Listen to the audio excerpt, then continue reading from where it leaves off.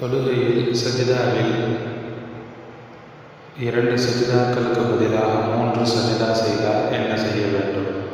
அல்லது 2 சஜிதாக்களுக்கு பதிலாக 1 சஜிதா செய்தால் என்ன செய்ய வேண்டும்? தொழுகையில் 2 சஜிதாக்கள் செய்வது ஃபர்லாகும்.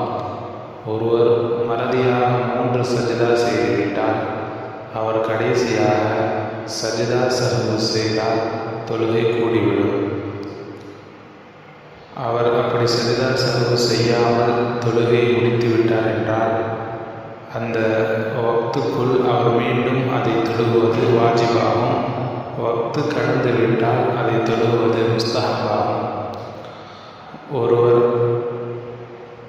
மறதியாக ஒரே ஒரு சஜிதா மட்டும் செய்கிறார் என்றால் அவர் அடுத்தடுத்த ரக்காத்துகளில் மறந்த அந்த சஜிதா எப்பொழுது ஞாபகம் வருகிறதோ அப்பொழுது உடனடியாக அந்த சஜிதாவை செய்துவிட்டு மீண்டும் எந்த நிலையில் இருக்கிறோமோ அந்த நிலைக்கு வந்து தொழுகையை முடிக்க வேண்டும்.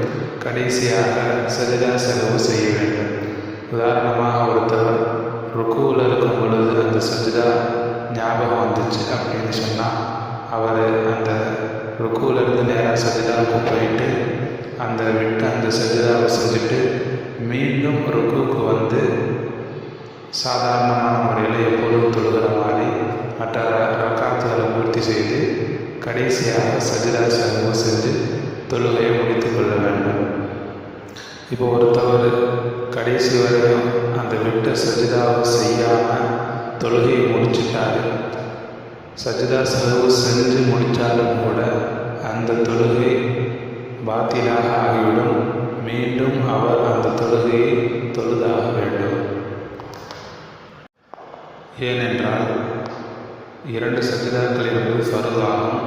சஜிதா சஹ்வு என்பது வாஜிபை விட்டாலோ அல்லது அதிகப்படுத்தினாலோ அல்லது முற்படுத்தினாலோ பிற்படுத்தினாலோ தான். ஆனால் ஃபர்து தொழுகையில் விடுபடுமையானால் கண்டிப்பாக அந்த தொழுகையை மீட்டித்தான் தொழுக வேண்டும்.